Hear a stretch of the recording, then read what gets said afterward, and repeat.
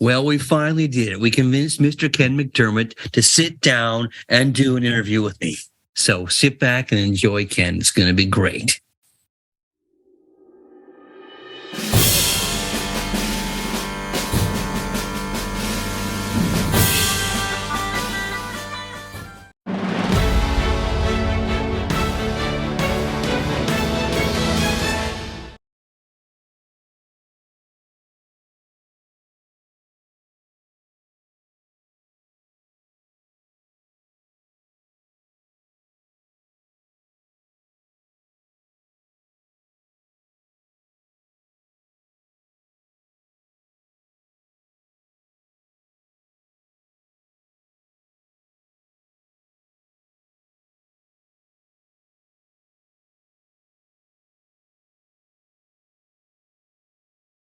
Hi, everybody. Will here with this week's interview chair, and we finally did it. We finally got Mr. Ken McDermott to agree to an interview.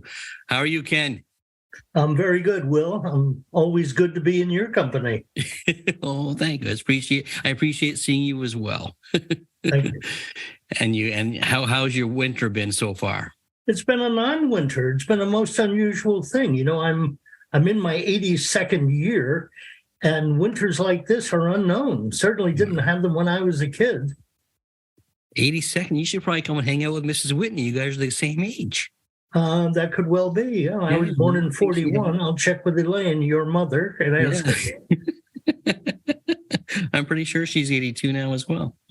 Well, you can come out and hang up here. We have lots of snow, Ken. It's still snowing. It's been snowing for 3 days now.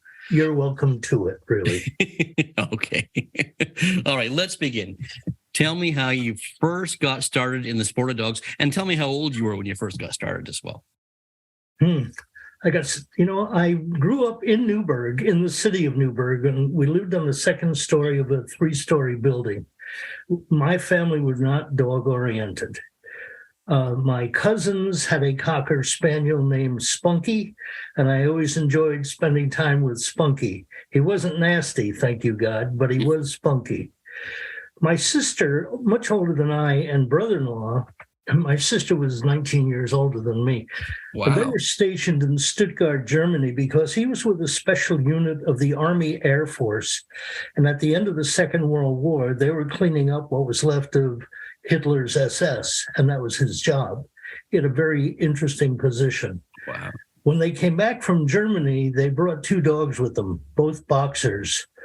A dog called Cleo van den Nieuwenhoute, who was the son of Sigurd van Dam, who Marion Breed imported into the United States in California.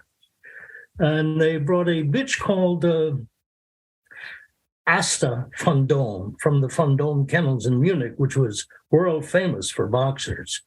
So I was exposed to dogs as a youngster, but I didn't have one.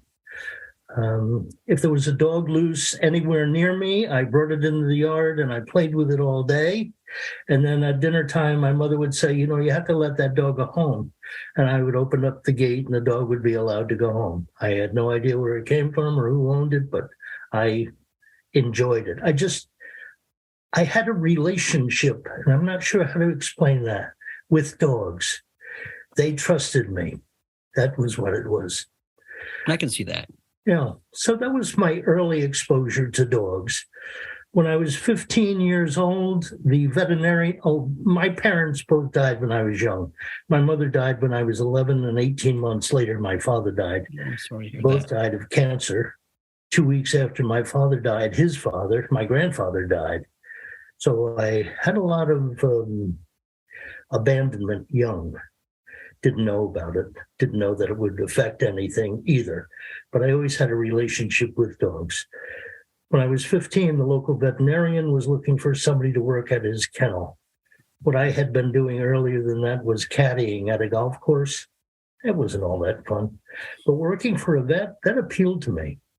I went to work for them, and they had dog magazines. And whenever I had a break, I could sit and look at these dog magazines. Well, I didn't know that there were so many breeds, nor such magnificent dogs. Really? Oh, my goodness. Oh my goodness. One of the early pictures that I remember is Annie with Champion Tedwin's top billing. And I thought, oh my God, I didn't know a poodle could look like that. Well, my job at the kennel was to clean the kennel. I also got to bathe dogs and cats occasionally. Never enjoyed bathing a cat because they did not like it. And I learned how to trim dogs, which was rather interesting. The wife of the veterinarian was into the trimming, and she was very good at it. She was a very smart girl about balance and blending of coats, et cetera, et cetera, et cetera. So I got to see that. I do realize that early on, there was a Welsh Terrier that came in named Taffy.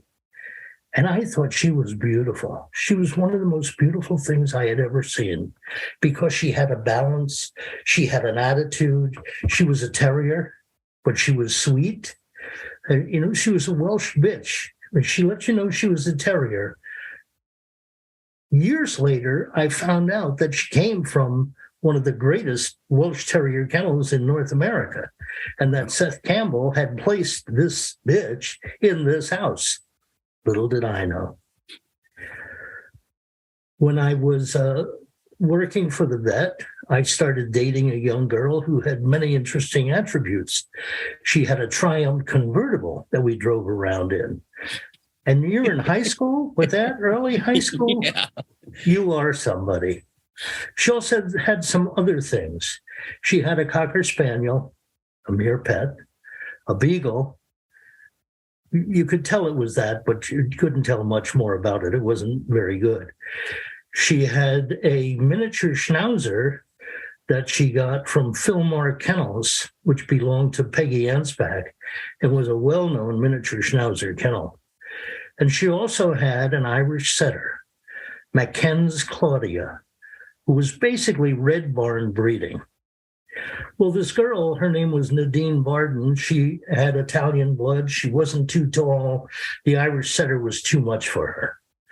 So she says to me one day, you like the dogs. And I said, I love the dogs. Little did she know it was part of the reason I was dating her. She had dogs. Although she was an attractive girl and a sweet person.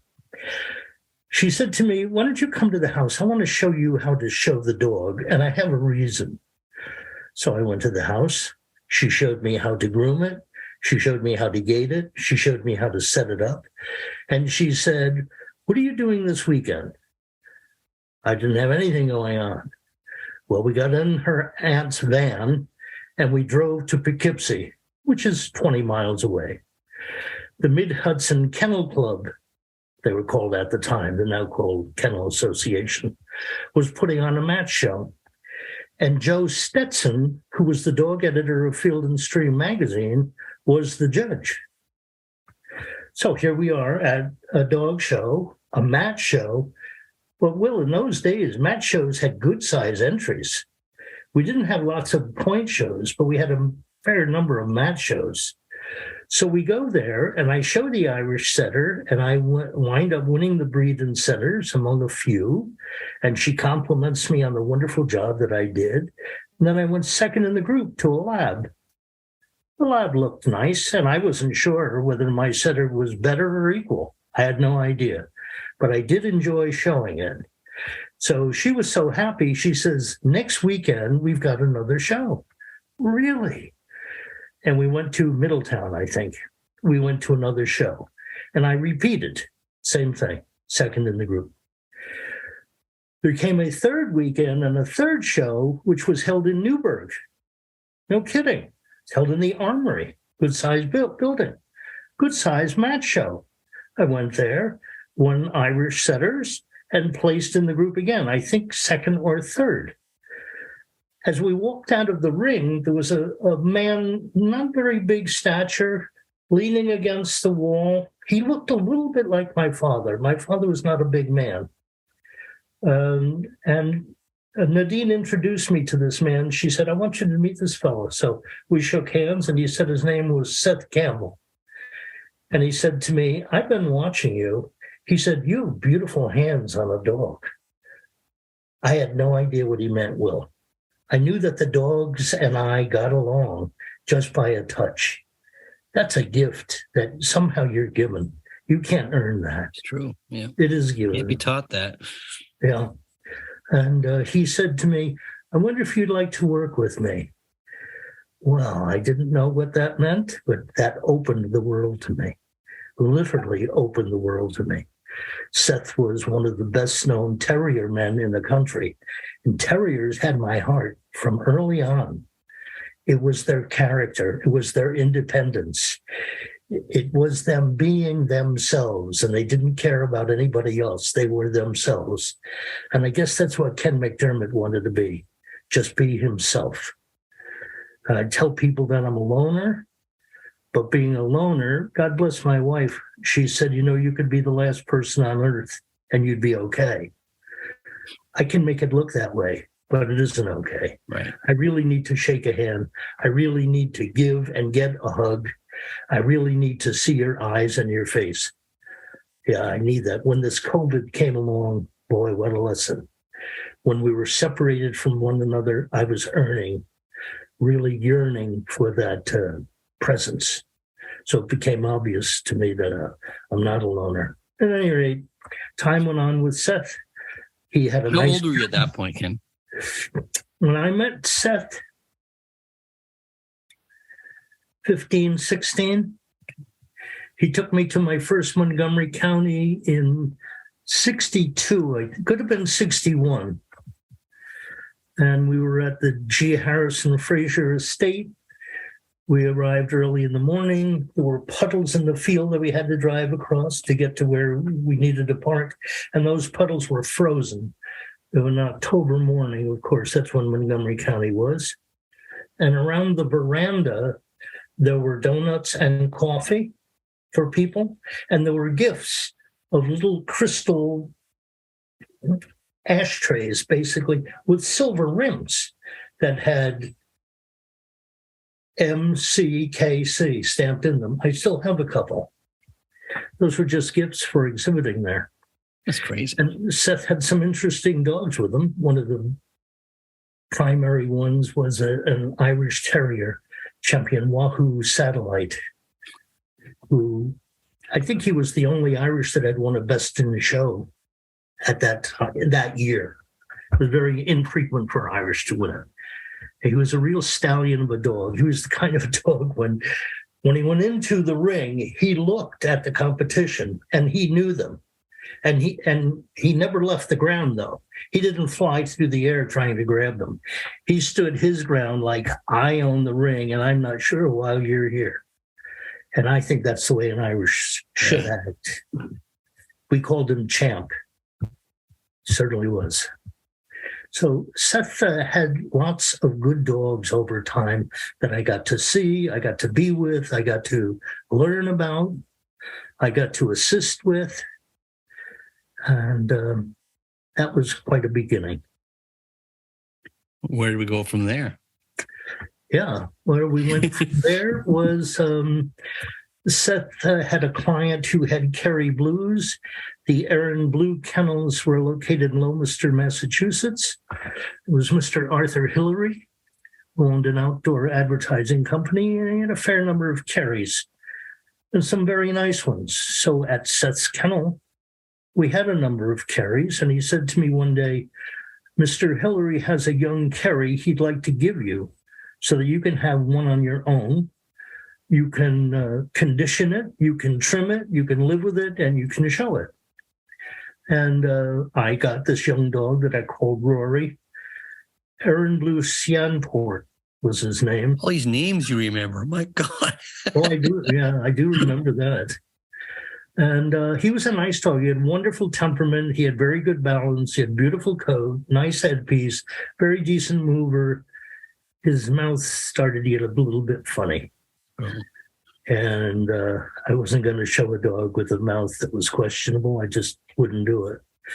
So I found a good home with some people who lived in the next town down. They had 2 young sons, and they really enjoyed the dog. Dog lived to be like 16, which Kerrys do.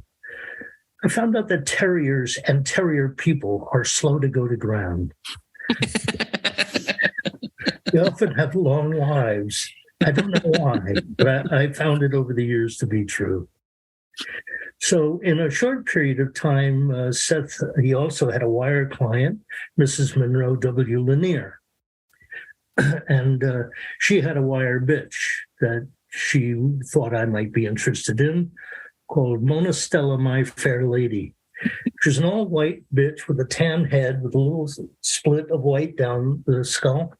Lovely bitch, beautiful side, beautiful coat, beautiful balance. And I loved her. Lady, we called her. She was by M. Price Sensational at a Champion Wiretex Wins Gillian. Beautiful breeding on this bitch. And I had her, showed her, enjoyed her. When I was dating my wife, this wire was always with me, always. Because if my wife, my future wife, didn't approve of the dog, she wasn't going to be with me because, dogs were part of it, part of the deal. So that was an early beginning, and I bred her to a dog that Mrs. Lanier bought, Kirkmore Coachman. Kirkmore Coachman and his daughter, Champion Kirkmore Cockleshell, had been shown by Ricky, and another dog, a stallion of a dog, good-sized dog, and his name escapes me. Oh, no.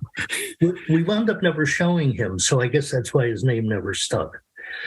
But Coachman was alleged to have sired Cockleshell, although he never sired anything else that looked quite like that, so it was questionable. I bred the bitch to him, and I got a very nice litter of dogs who were what I think a wire should be. I usually sold them and didn't. I was not really a breeder. I wasn't. In our peregrinations, I said to Seth, "Will you ever judge?" And he said, "No." Now I'm talking about the early 60s. And I said, "Why?" He said to me, I'm not sure. Maybe you want to delete this part. He said, because if I was judging, if I didn't put up what they wanted, I would never be invited to judge again. It's hard to believe that that was ever true, but he believed that it was possibly true. I didn't believe We hear that. We still hear that, so it's not uncommon. So. It depends on how you are and how you act and how independent you really are. Yep, I agree. So I really wasn't interested in being a breeder. I owned the wires, I owned the Kerry, and I owned Brussels Griffons for over 30 years. In fact, I was the first Eastern director of the National Brussels Griffon Club. Most people don't know that. No. Some people have an idea that I had some connection with Griffs. Well, I had them. I had Winner's Dog and Winner's Bitch at Nationals. Never won a national.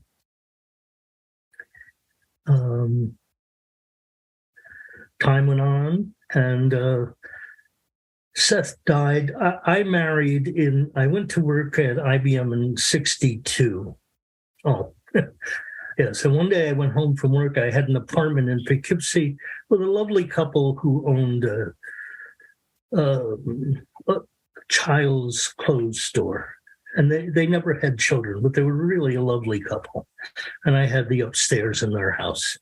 And I got home one day in 1962, and the lady said to me, "You have a phone call today." I said, "Really?" "From a lady named Ann Hone Rogers. She'd like you to give her a call." And I thought, oh my God, well, I know who that is.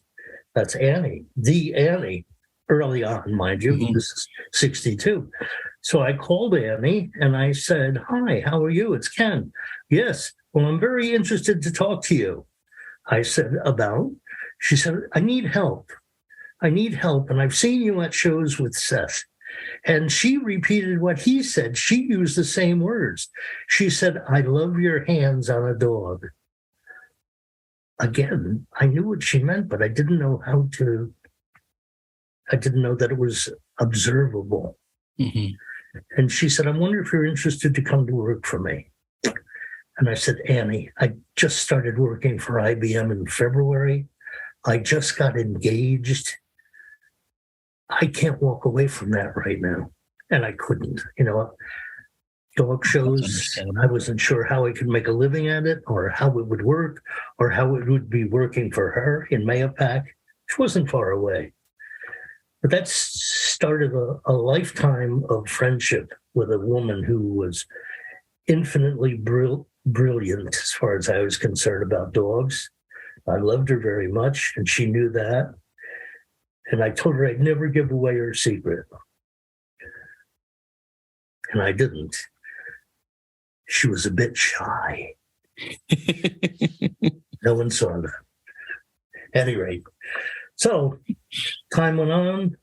Seth at a dog show one day had a pain in his head, and he went and he laid down. He was married to Roberta by then. He didn't want to go to a doctor. He wound up getting home, and on Wednesday went to the doctor, and they found out that he had a massive aneurysm. They operated on him, and he lived through the surgery, and the doctor said, I'm not sure what he'll be like after this. Within 2 or 3 days, he died, which was actually the best thing for Seth. For him to be less than he was would not have been acceptable to Seth. So that was a great loss. You know, I loved the man. He was like a father figure. He also was the person who introduced me to terrier people who were worth knowing, and some others as well. But it was because of him that I got involved where I wanted to be involved. Terriers, I just loved terriers, and I wanted to judge. So I wound up showing dogs for people. I was never a handler. I had a small kennel. I did some boarding, and I did keep some of the dogs that I showed for other people. Not much. Most of my stuff was, you bring me the dog, I'll take care of it and get it ready, and I'll show it, and here you take it back home. That's the way it was. And I showed 47 different breeds, which most people don't know, covering all the groups. I showed a number of poodles too, which people don't know. I never showed a toy, because back when I was showing, toy poodles to me looked like frogs. They had broad skulls and blunt forefaces, and they weren't pretty. And I wouldn't show one. I just couldn't expose a judge to that and think that he was good enough. Nice. So I showed some nice minis, and I showed some nice standards. And nothing shocking, nothing that anybody would ever remember, but I did. And it was fun.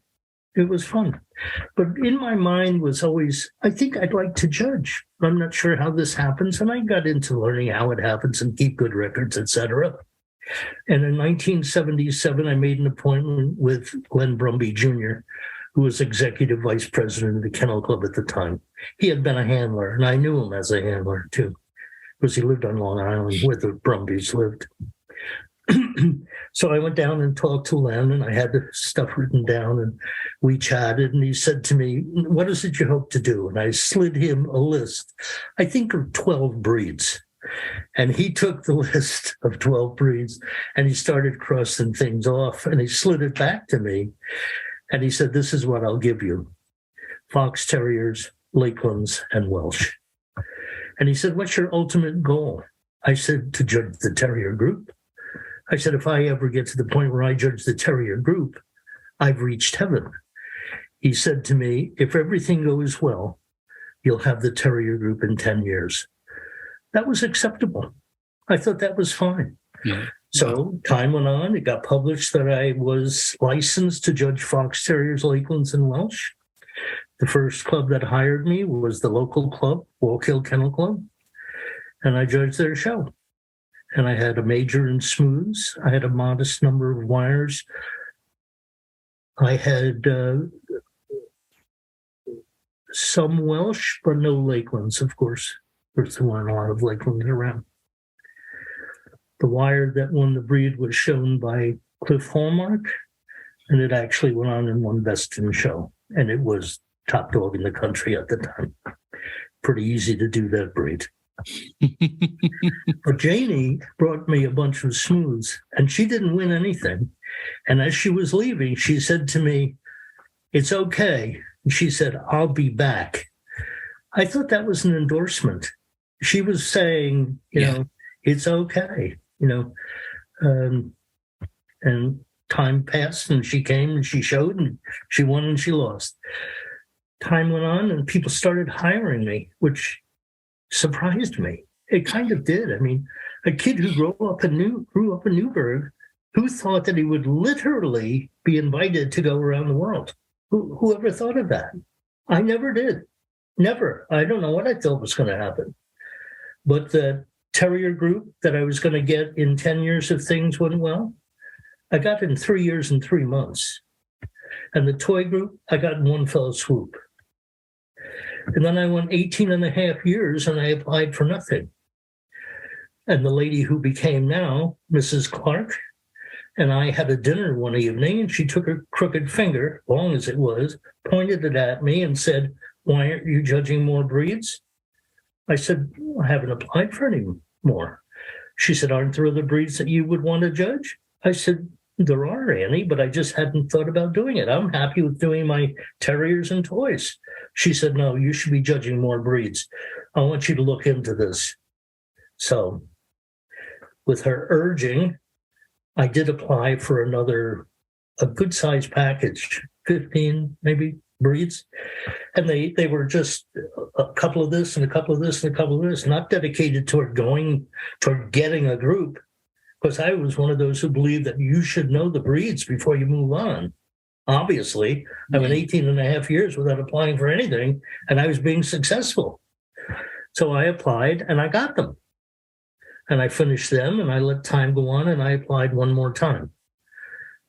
I only ever finished the two groups, the terriers and toys, but I had dogs in every group, except sporting, which is curious. Yeah, your Irish setter background, Ken. The first dog I ever showed was an Irish setter, and I never applied for sporting dogs. I didn't have a lot of exposure to them.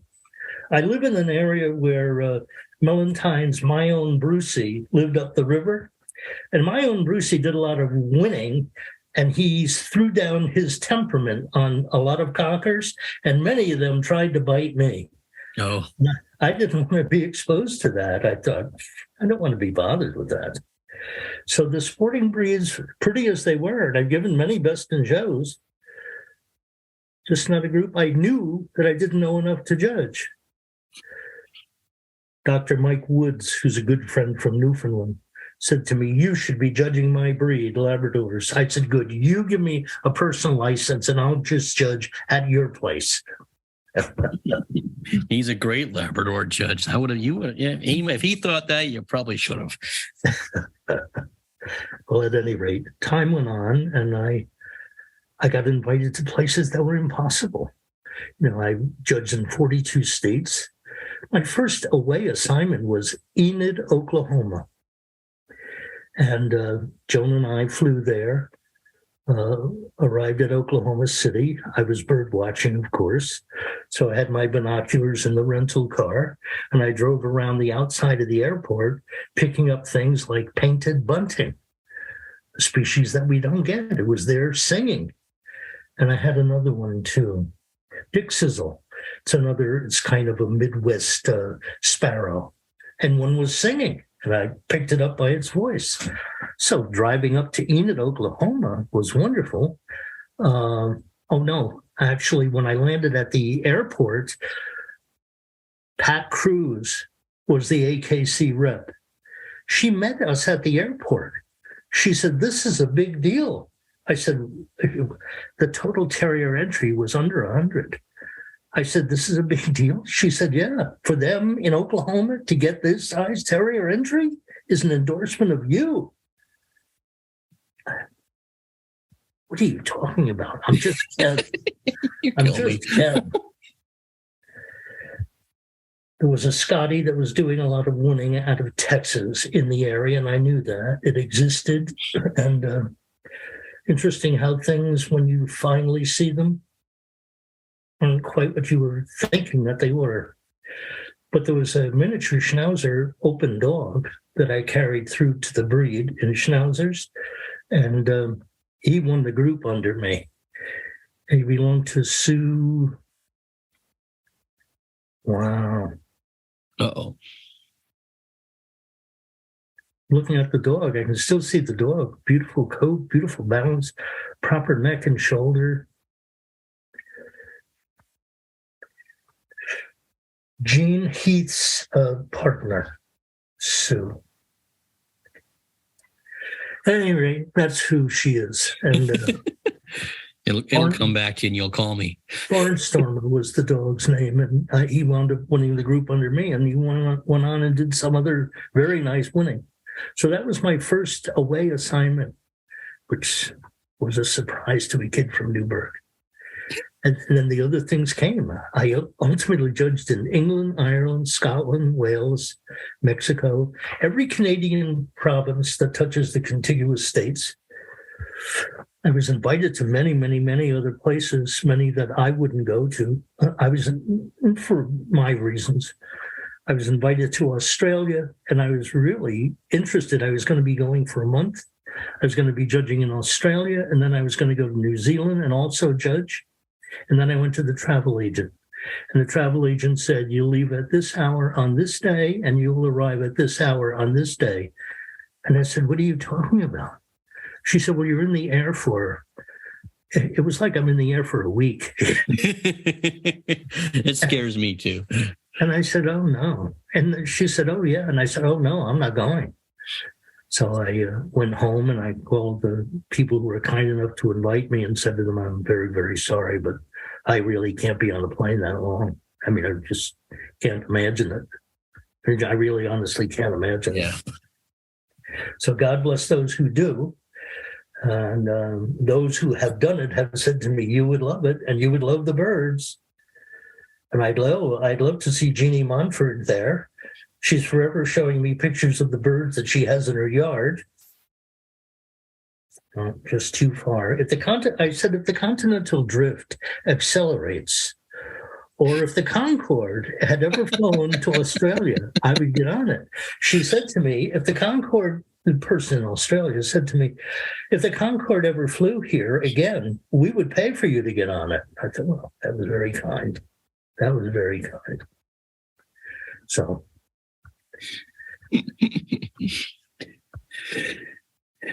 So tell me some of your most favorite assignments then, Ken.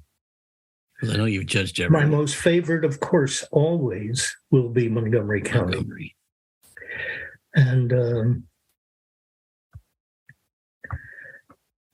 in October of 2017, when I did the Lakeland National there, it was my fourth time doing Lakeland National.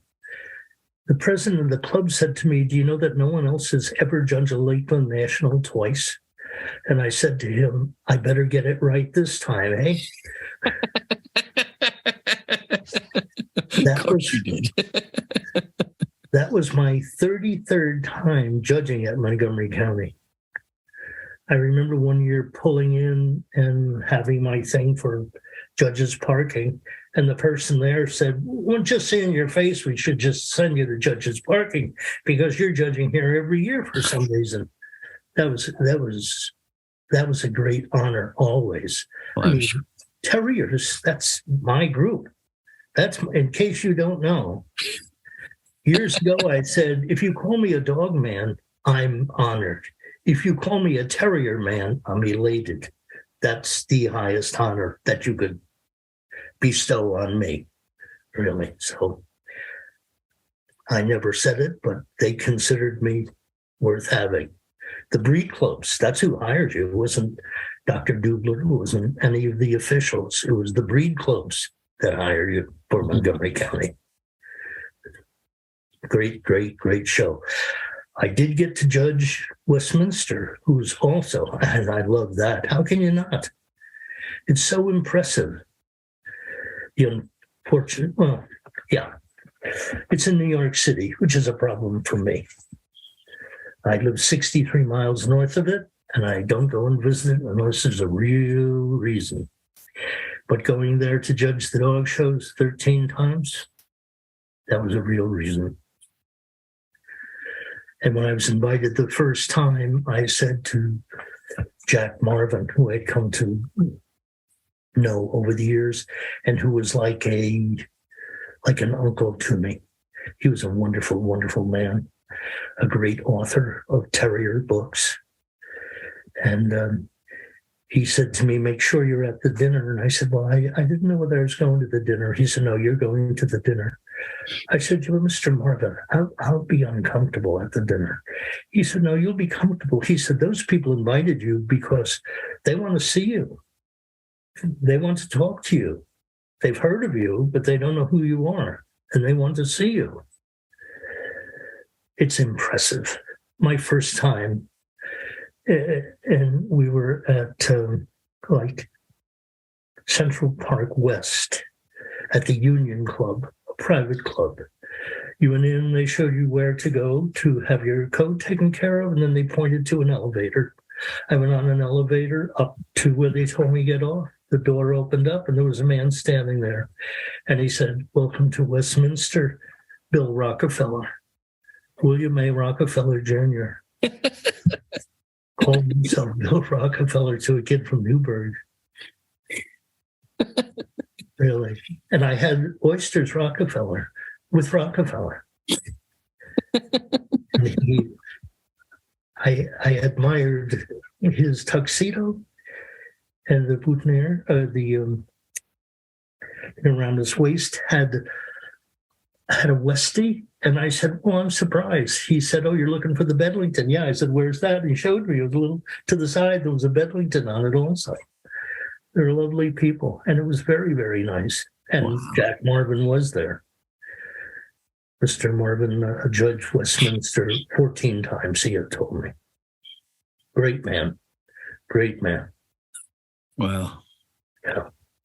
So Westminster was certainly, and a surprise. When you get an invitation to judge at Westminster, you get it 22 months before the show. I pulled up to my mailbox, and I took the mail and didn't look at it, and I handed it to my wife, and she looked at it, and she said, oh, Westminster Kennel Club. I said, wow, maybe they want me to steward. This is early on in my judging, early on. Like, I started judging in 78. This was 1980. It was in 80, it would have been or 81. She opened it up and she said, oh, no, they want you to judge. They want you to judge. And she told me what they wanted me to judge. Irish and Kerries and soft-coated Wheatons. Well, who thought of that? Having the Irish kid judge the 3 breeds that come from Ireland. It was brilliant. It was brilliant. And wow. Yeah. And that was my first Westminster. In October preceding it, I did the Irish Terrier National, which I did a couple of times, but I did the Irish Terrier National.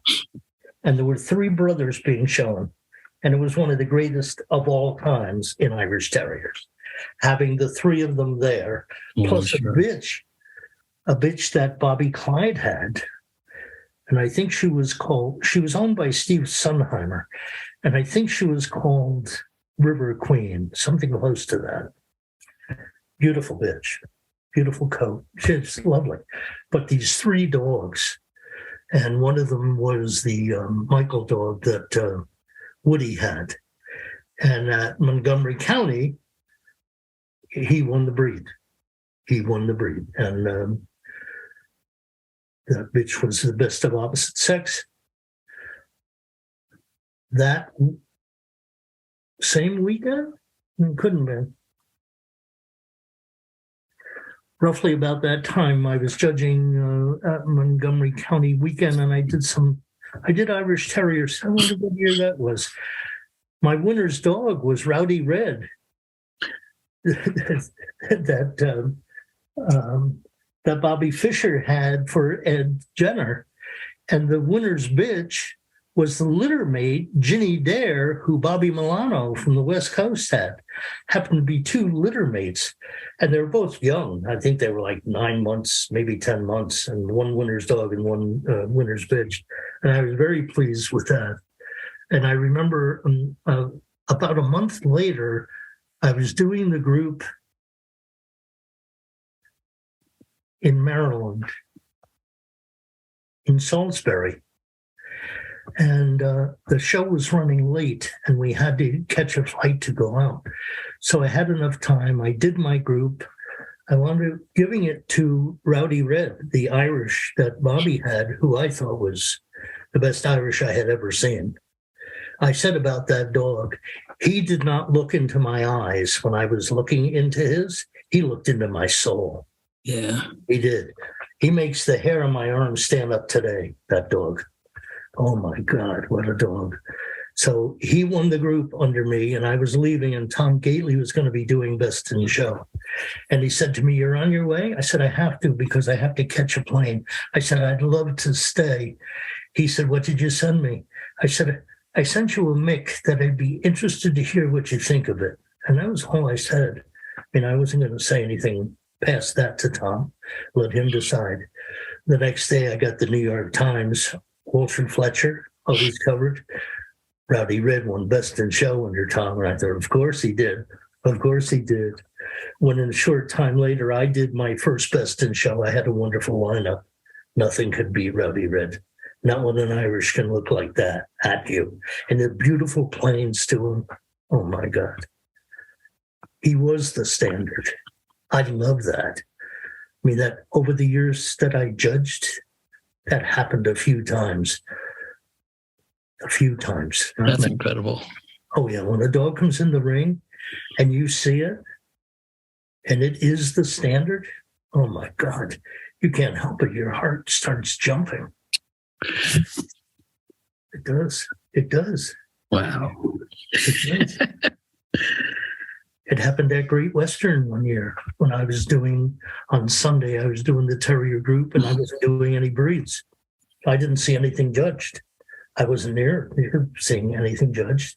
Came time for the group. I lined them up from Airedale to Kerry, and then from Lakeland to Westy. And I walked to the center of the ring, and I looked, starting down the line from Airedale down, and I'm thinking, oh, nice, yeah, that's a surprise.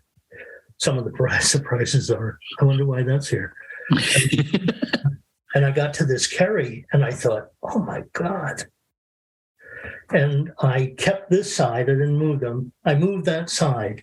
And I said later, I had to fight the temptation which was to watch the Kerry. Eddie Boyce said to me, "You never did fight the temptation. You did watch the Kerry. You had to watch the Kerry." That was perfection. That again, one of those dogs that just lights your soul and moves you. I mean, it emotionally moves me to see a dog like that, to have the size, balance, substance, and presence. He knew that he was better than anything I had ever seen. He knew it. And when it came time to go over him, and I went over him, the last thing I did was pick him up by his tail just a small way, and I dropped him.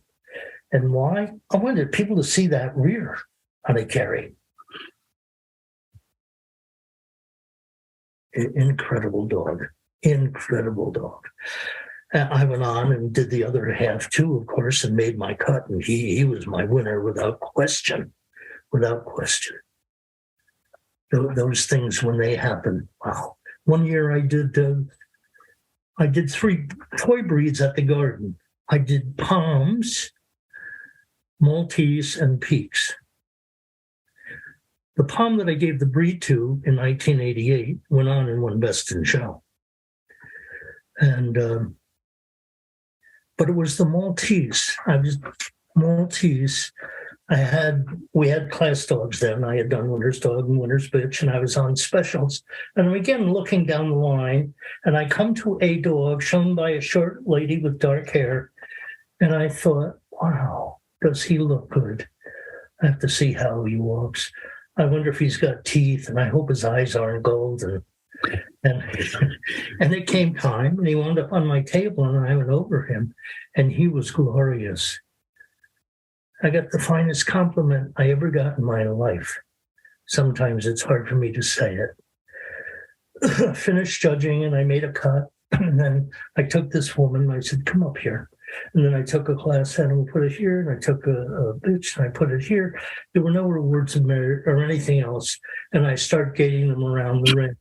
As I'm gating them around the ring, Frank Oberstard comes walking down the steps quickly. And I thought, here's a guy who really knows this breed. This was his breed. And I point to this woman. I said, you're best of breed, you're best of winner, you're best of opposite. The woman snatches her dog off the ground and she stands crying.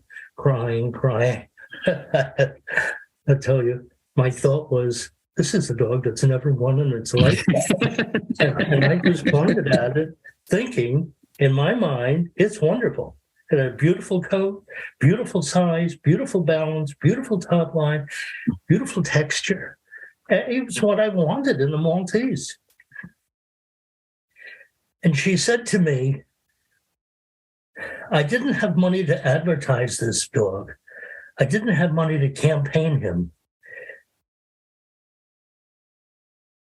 But I asked half the United States, and they told me you were honest, that you were honest.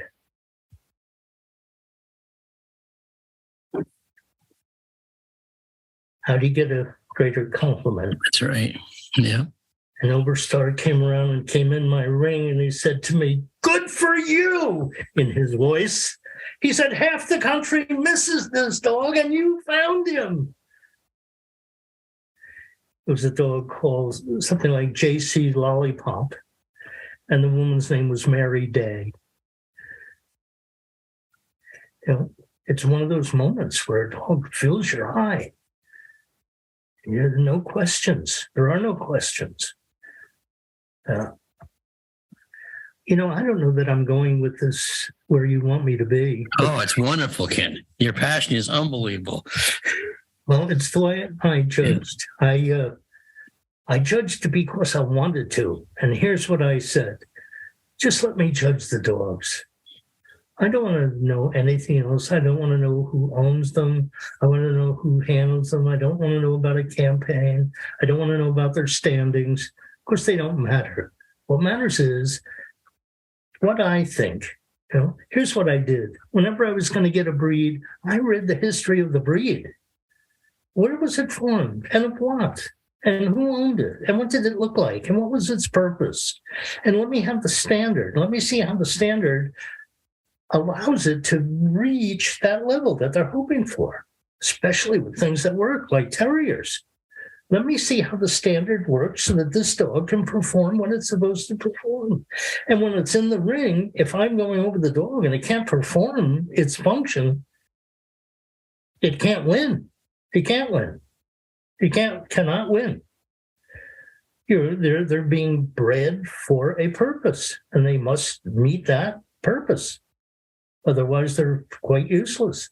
Certainly in a breeding program, and I've told people an honest thing. I was going over an Australian Terrier one day, and as I'm going over it, a woman felt obligated to say to me, "This one's imported." And I said, And I kept going over it, and she said, "This one's imported." And I said, "Why?" And I kept going over it, and she said, "This one's imported." And I said, "Why?" And then we finished, and she came back to my ring. She said, "Why did you keep asking me why?" I said, "Why would you import this dog when we've got much better in this country? This dog wasn't worth bringing over." I mean, I told her the truth. Yeah. Why waste your time and money thinking that it's good when it's not? I guess there's only so much that you can say in the ring. I do know that when I started judging, Bill Schmick interviewed me on my first day. He said, and do this and be conscious of this and be conscious and do not talk to the exhibitors. I said, you better start writing. He said, what do you mean? I said, you better start writing that I'm in offense. I said, because I'm going to talk. I'm going to talk to them. I'm going to talk to the dog.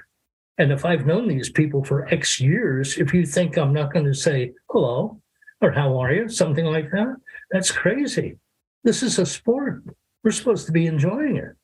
He said, well, you're not allowed to do it. I said, I know that. And that's what you need to tell me. And I need to tell you, you better start writing. And my next question is advice to new judges. I don't think I have to ask that question. What to get advice? Would I give a judge? Well, that was the next question, but I think you've already answered all those questions. Judge the dog. Yeah. Judge the dog. Get all the information that you can get on the breed and apply the standard and judge the dog. That's it. It's so easy. It honestly is easy. It is. Oh, Ken, I'm so glad we did this. I'm glad that you're glad. I know that you've been asking me to do it, and I've been saying, why? Why? I'm just Ken, honest. That's all that I am. If people think otherwise, God bless them. Well, they do, Ken. And this is going to be everything we hope for. So I can't believe that you kept telling me, "Oh no, I have nothing to say. I have nothing to say." That was amazing. I had the best time. Good. It came out smoothly. I tell you my truth. I do. I have one more question for you, though. Yes, I have sir. one question. Because I don't have to ask any questions because you answered them all for me, except for this one. If you were to meet the 20-year-old Ken McDermott right now, is there any advice you'd give Ken?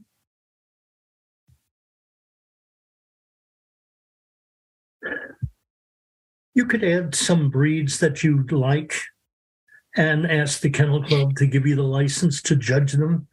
A funny thing, back in some year, I think 2006, 2007, I was nominated as one of 5 judges for Judge of the Year, Kennel Review magazine.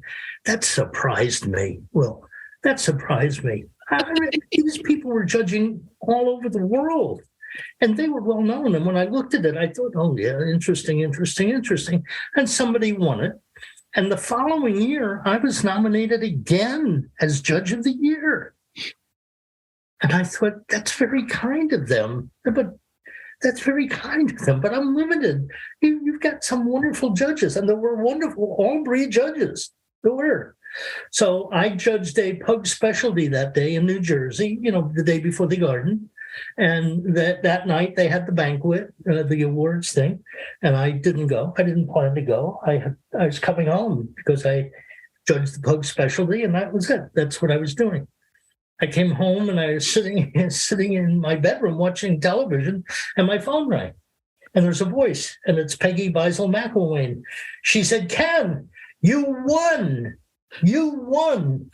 And I'm looking at my answering machine saying, what is she talking about? And there must have been something that I won. I must have won a ticket or something. I won something. And I didn't pick it up. I was tired. And she said, "You won the award for Judge of the Year. And Harry Smith is sitting here with me. And he says, 'Congratulations, Ken.'" When I went to the Garden the next day, or 2 days later, whichever day I went in, Bill Shelton introduces me to a woman who I don't know who it was. And he says to her, "This is Ken McDermott, who just won Judge of the Year." And I just smiled. And he said to her, and he only judges 2 groups. That made an impact. And I thought, holy Hannah, that is true. I just won Judge of the Year and I only judged 2 groups. How is that possible? They never told me how the fix happened. They didn't tell me. What an honor. What an honor. What an honor. So I would have said to Ken, maybe there are a couple of other breeds you would have wanted to judge. Yeah, maybe so. But I don't know. But I'm definitely retired now. Last June, I judged Best in Show. My friend Gail Bontecu was the show chairman, and she wanted me to judge Best in Show at her show. So she had me judge Best in Show at her show, and that was my final assignment. Well, incredible, Ken. You amaze me. You're the most modest man I met, and you're amazing. So, and a lesson for everybody today. I can't wait for people to listen to this. Took me to places that I never would have been, and I went bird watching there also. Well, we always enjoyed you when you came up here. So I love Canada. I mean, I loved Canada. Joan and I went there to Montreal on our honeymoon and always loved Canada. And I loved to judge the shows. I did, because often you had breeds that we had not seen yet and didn't know existed, like the Irish red and white setter. I never saw one until I was in Canada. Oh my goodness, I thought you were light years ahead of us. And you're a great guy. You are a great guy. Always been a good sportsman. You've shown to me over the years, and you've won when you should have, and you didn't win when you shouldn't. Well, I always enjoyed showing to you. There's no question. If I saw you on the panel, I couldn't wait to get there. So, thank you. So, thank you so much, Ken, for doing this for us. I really appreciate it, and I can't wait for it to get out there. People are going to love seeing you. So amazing. You'll kill me. Well, thank you. I'll let you get back to your day, Ken. I really appreciate your time. Thank you so much. Well, wasn't that great? I told you that would be great. I told you it was worth the wait to finally get Ken to sit down and talk to us. But it was great. And thank you, Ken. If you like what you're seeing here, press the like, share, and subscribe button. If you want to get a hold of me or find out what's happening in Will's world, go to WillAlexandersDogShowTips.com. Till next time, guys. Talk to you soon.